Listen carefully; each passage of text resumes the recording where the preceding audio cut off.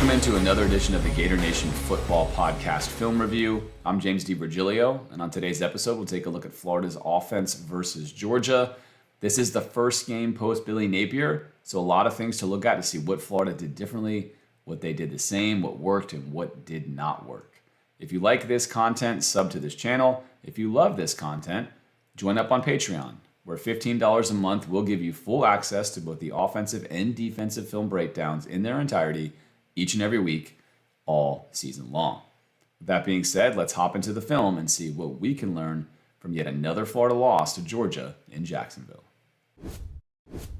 Florida down 7-0 very first play of the game, though, for the offense, and the Gators come out in a stack set here, getting a look that they definitely picked up on film during the bye week, knowing that Georgia's going to play a combo coverage here. They're going to zone this side of the field, but over here we're going to play some man. Get a man on this one, get a little inside slant route release here.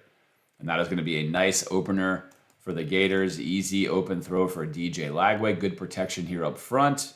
Let's watch DJ's mechanics. I'm going to cue you into this, of course, all game long. I've been following it all season long. Right foot hits the ground right there. And then still, notice again, right, we keep seeing this from him. It's just not how you want it to be. Still largely fading slightly backwards. He's not driving through this throw. You'd want to see him plant the left foot confidently, drive off the right foot, plant the left foot, drive through this throw, right, and find your target right here. But he's just not doing that. He's going to finish, and you can see as I slow motion this video, he's going to finish this just like here, just going backwards. Still what he's doing. It's just not good fundamental technique, good clean pocket. This throw is going to be fine, but again, he continues to really struggle with basic fundamentals, especially for a player of his ceiling level and even stature, of course, coming out of high school. That does lead to a ball that is not ideally where you want it, right? Trey's got to jump up and catch this football, lands, picks up a first down. Now, it's nice to see Trey running a route ahead of time, vertically. He's not running any kind of jet sweep or orbit motion there. He's actually putting his foot in the ground, running a route, and catching a football. In fact, we're not going to see a lot of Trey running any kind of those jet sweeps. That's a significant change from Florida's game plan coming into this game, is a lot of the Billy Napier-ness of the offense when it comes to the pre-snap motions was taken out of the offense. And Trey Wilson had his best game as a Gator, which I think is no surprise given how Billy Napier was employing him. Now it's 4th down and 1. And now Billy Napier almost certainly has the head set on with the pre-snap formation because this is one of his favorites, right? Here's your triangle bunch.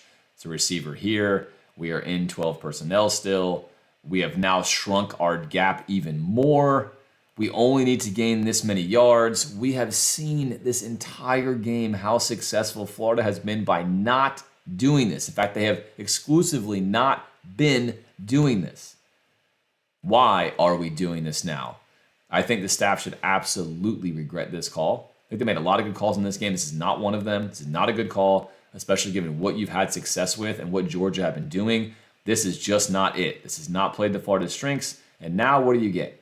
Loaded up line of scrimmage. Georgia still, right? Georgia still not, a little worried, a little concerned here, right? Not going to put everyone in here again. We're not going to be this tight, but now we're closer with our depth here. We have loaded the line of scrimmage, and Georgia's going to do what Georgia does, and right here, get a one-on-one win. Now, here's the problem that I have with this. Jaden Ball makes the first guy miss all the time. Jaden Ball has great feet, right? Jaden Ball now is going to be shotgun set next to the quarterback. He's not going to get as much room to make a move. Not going to get as much room. That can be good and bad. However, it's a little bit tricky in this situation if you get any kind of A-gap pressure in here. It does not allow you to take any kind of steps, right? So look, typically, you want to go under center here. Give you more options. Quarterback sneak, right? You can also run to a running back as a single back formation. It just gives you, I think, better options. Regardless of that, this is the problem you're going to run into is Georgia now knows you are in a phone booth. You are unlikely to throw. They're going to stay high here and be safe. These two guys here are safe guys. In case they want to pass, will be there. But all in all, let's sell out. Let's close off the A-gap, which is exactly what Georgia does. Let's blast the A-gap right here. Let's make sure that we try to slow his momentum down. And if they don't get a win right here, huge win right here, it's highly likely that Ball does pick up this first down. But again, I don't like this because notice by the time Ball gets the ball, he's already in the traffic in here, right? In the wake. He's tight up into it because every single player on the football field, except for him and him, are in this box, right? That's it. That's all you got. And now he's going to put his head down and hope he can drive. But because Barber gets cleaned out right here into the pile, he doesn't have his feet to drive with him anymore. He's just laying on top of the pile, and Georgia gets a stop, and Florida actually loses yards there. They lose yards there. Look, you can second-guess calls all the time. I really like that Florida went for this. It makes sense based upon the rule of scores. You're up 3. You want to go up 2 scores. You don't want to go up just 3 more points to still be up 1 score. It's the right call to go for it. I just think they should regret this kind of call for the reasons I mentioned, given what they'd already been successful doing in this game, and just given the nature of Jaden Ball. So I know you think, hey, in the past we haven't given Jaden Ball, let's give it to him. Great. That's just super low EV, right, in that situation. There's so many options Florida had. I think they chose the most basic, simple, I would call it scared one, and one that I think allowed Georgia, a team that's not a dominant defensive line, to get one player through. It's all it took, one win, and it wasn't even a huge win. It was enough of a win to stymie that play, and really the only time that they were able to stop Florida on any kind of short yardage situation where the QB runs, which was 3rd down, right? And then this one. This is the only time it really happened in the entire game in this situation. So I just think you had a lot of evidence that would tell you that you should not have done that. I know I spent a lot of time on this play, but this was one of the most key plays in the game. And I think Florida had it in front of them here. I like the call to go for it. Don't like the formation. Don't like the call they chose to utilize. And a huge stop there for Georgia. Georgia up 24-20 now, 3rd down and 4. Florida up against the ropes, needs to get a conversion here, and I love everything about this play that Florida called. It went against so many of the Billy Napier tendencies, and it led to 2 wide open players, as I'm going to show you, and some really good results. You get a deep over route here from J. Mike Sturdivant. You get a deep dig route here from Trey, which is just perfect. And I'll show you the rest of those routes. But those 2 are a great combination given what Florida typically does in these kind of situations. And you're especially going to see that when I show you the second view.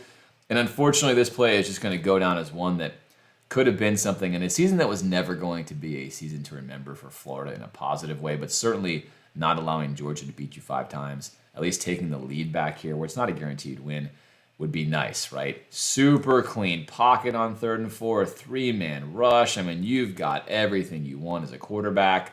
Slide out here to the left, get your left tackle picking up another block, nothing but green grass in front of you. Climb the pocket. Now you're full sprinting into this throw. Why? We don't need to. We do not need to full sprint into this throw here. Don't need to do it.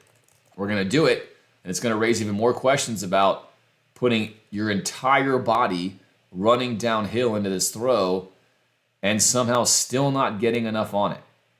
Is this shoulder okay? We've seen him last year. We've got it on this very channel. You can go back and look for yourself on film if you're throwing balls 60, 65 yards without a problem.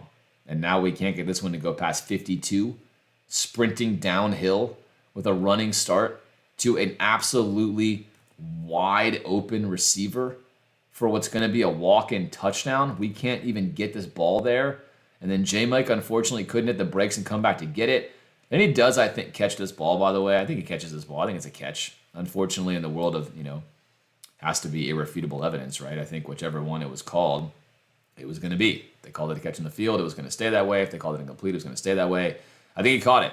I think he did. But that shouldn't even be in question, because how are we not ripping this ball far enough to be up 27-24 at this stage of the game, right? How are we not ripping that there? And you can see Georgia, again, is like, man, what the heck are we doing? They got 2 different guys in the back end. They're blowing a coverage there. Crucial point of the game, very un-Georgia-like. And we just don't make it happen here, right? Frustrating. Again, is DJ's shoulder truly okay? Will anyone tell us the truth about what's happening? Yes, the fundamentals are not good. The reads are not great. He's struggling. But this is a guy who had a big arm. It's a guy who put it on film last year, and now we can't rip a ball 52 yards. We did it 52. We can't go 57. We can't go 60 with a full head of steam.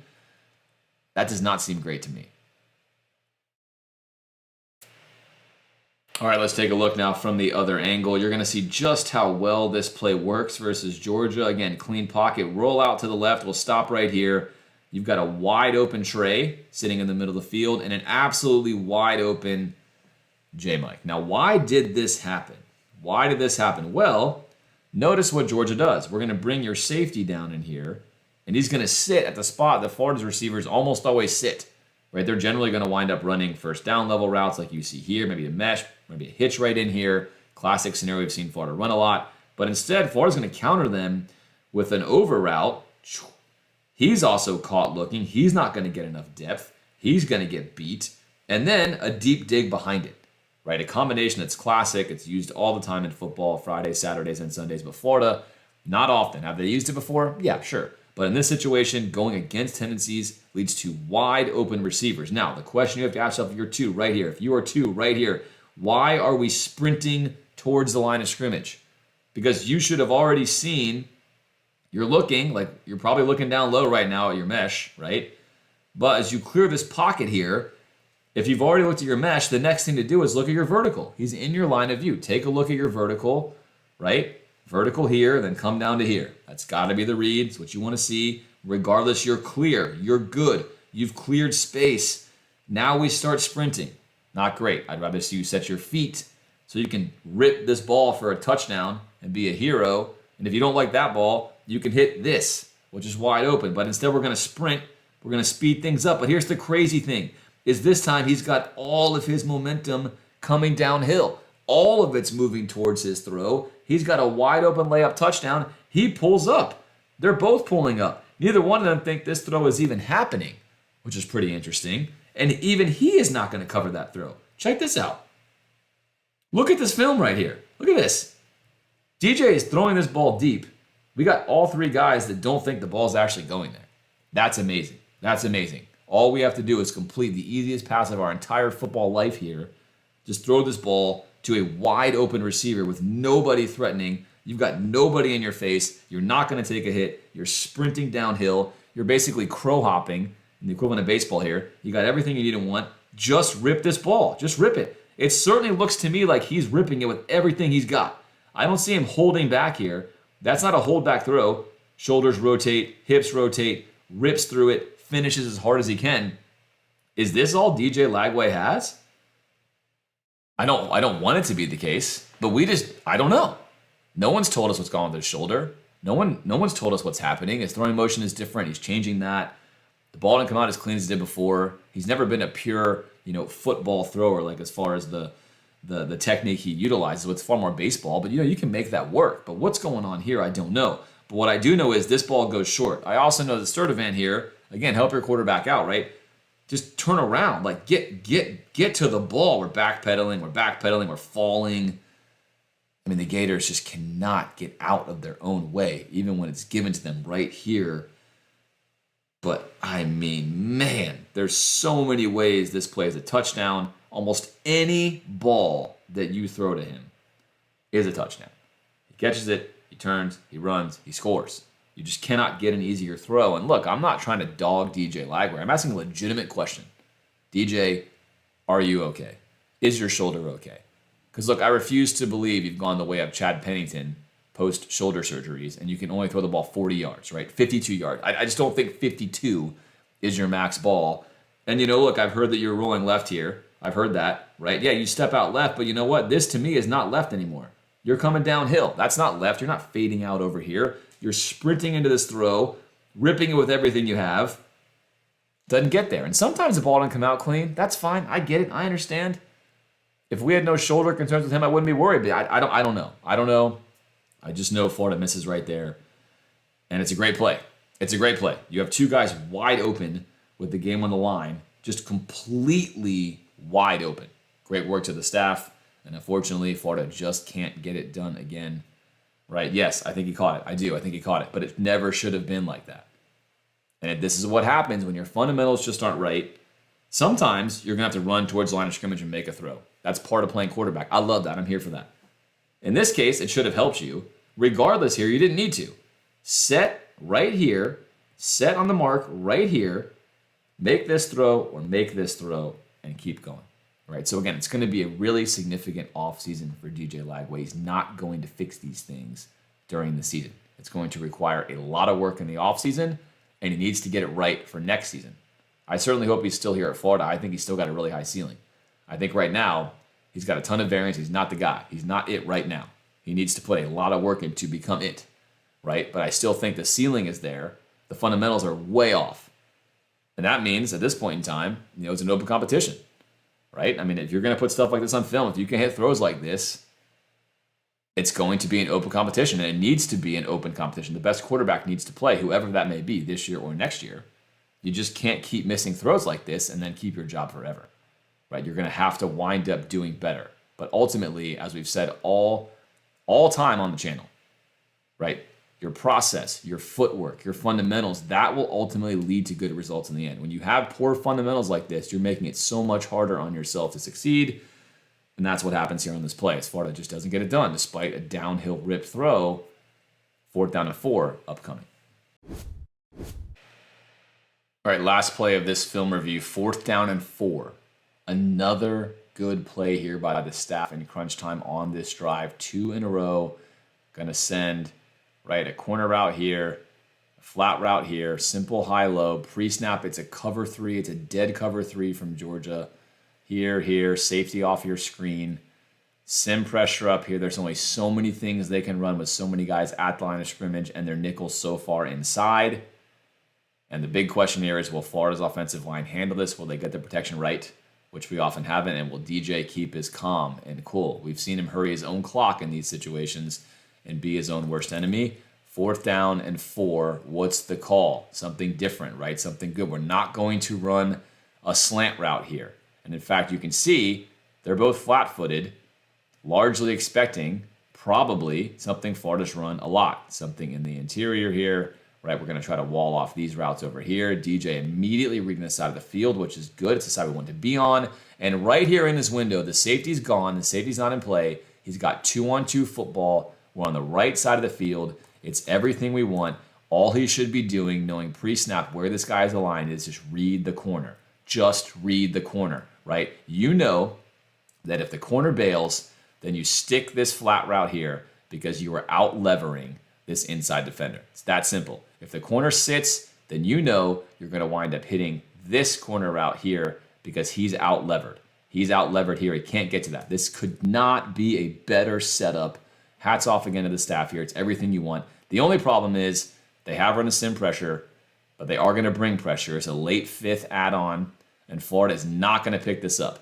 So right to our play side, we are not going to pick this up. We fail in accounting for our protection correctly. We have enough guys back here to protect this, but we fail in getting our protection right. As Florida's in a 6-man protection, they're sending 5. We've got a free runner, and now DJ is going to speed himself up. This is going to be a little faster than he wants it to be, right? A little faster than he wants, but even then right now, he's got to hang on long enough to read this corner. He's got to do it on 4th and 4. Just wait another split second.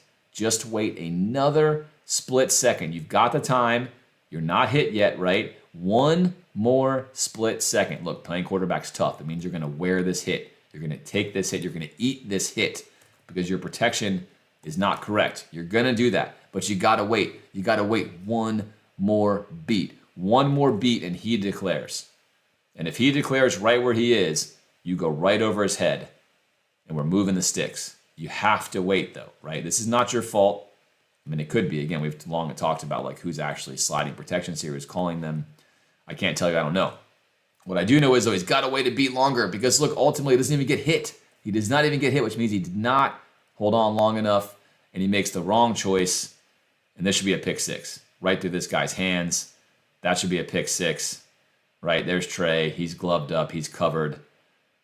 And that's brutal because it's an excellent play call for the Gators. But again, Florida's just always one player, one situation, one moment, one play, just one thing wrong on most of the plays. And here the play call's right. Here the setup is right. Here you get another wide open receiver and it just doesn't get done. All right, here's the look again. This time you can see everything I'm talking about. And look, if you're calling this play, if you're in the booth, pre-snap, the second that you see this nickel come downhill, you are like, first I would be like, please get the protection right? If I called it in, please make sure that we address that it could come from here. And look, this is why you run a sim pressure, by the way, because you're thinking to yourself, this guy's more threatening. He's on the line of scrimmage. And Georgia's selling you that. That's why it's hard to adjust. They're selling you, let's slide our protection to the right. This guy's in coverage. Georgia's probably going to be 3-on-2 over here, right? Probably what they want to be. Either way, the They can play 3-on-2 on this side. I mean, it's a good setup. It's aggressive. They're asking questions of you. Get your protection right. But at this moment in time, when your quarterback is reading this side of the field, you're thinking, yes. Yes, because they cannot be right with this combination you have. They cannot be right? Once again, it's what you have. They just cannot be right. Because if he drops back, this guy has no possible leverage to get to this route. Cannot get there. And if he stays flat, he has no possible leverage to get to that route. The safety cannot get to either one. It's perfect. It's perfect. It's everything that you want. You just need your quarterback to hang in just a beat longer. Watch it, watch it, watch it, watch it, throw. Right over his helmet, right? Instead, this ball's already long gone. Ball's gone here. We want to be throwing right now. That little moment in time means you can put this ball into this space versus putting the ball down here. But credit Georgia again. Sim pressure look. Setting the bait. We need extra help on this side. You can see the Gators. They're basically protecting all in here. They give no account to the nickel. There is no account whatsoever to the nickel. They do not get this correct. Nickel's running free. 5-man pressure. Nickel running free versus 6. We still have a look we want. Still have a look we love. And now it's on the quarterback. Now you have to stay in there and make this throw. It's a hard thing to wait for this. You haven't played a lot of football. I've missed a whole year. Oh, man. That just hurts, though. This hurts. But this is good from a play calling perspective. Right? 4th down, 3rd down, possible touchdown, wide open chunk play. 4th down, wide open receiver, high-low combo, great look versus this defense. Get the protection right, it's a layup throw. Even then, got to be made, right? That's positive, that's good. Still going to be an L. Still not going to get the job done in this situation. 2's going to have lots to look at in this film, right? And we've seen him struggle. Teams know it. Line up in the sim pressure, he's going to be his own worst enemy. Happy feet, fade away, does not wait long enough to read it, and almost always throws underneath. That's definitely the book of DJ Lagway right now, is if he's under pressure, he's throwing underneath. He's going to read low to high and put that ball underneath. That's exactly what he read there. One does his homework. He should be the cover 3 dropper, and he's reading this. Ultimately, if he's not getting home right here, he's going to play that safe, and they're going to give this up. They're taking a risk that he's going to get home. That's the bet Georgia makes. Georgia wins this bet, and he flips from dropping to sitting on this play right here, and Georgia gets ultimately what they want.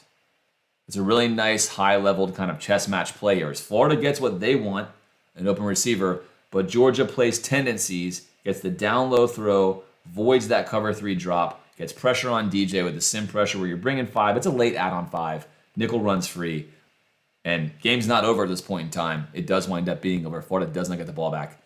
But really interesting 4th quarter stuff here on film. The best stuff we've seen in a while to break down. I spent a lot of time on it, and I certainly hope you enjoyed at least the coverage of this in depth. But Florida does take a loss. A lot of plays made in this game for the Gators. They could have had more out of this one.